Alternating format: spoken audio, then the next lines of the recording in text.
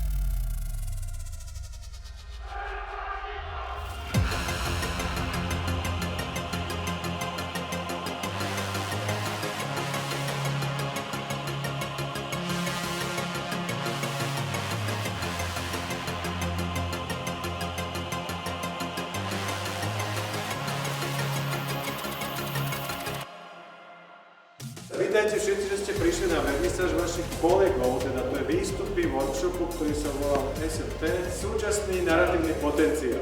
Si myslíme, teda tento projekt aj vôbec workshop sme realizovali na základe Kega grantu, ktorý realizuje spolu s kolegyňou Ivanou Moncoľovou a ten projekt sa volá Nový obraz. Výstava je otvorená, užite si to.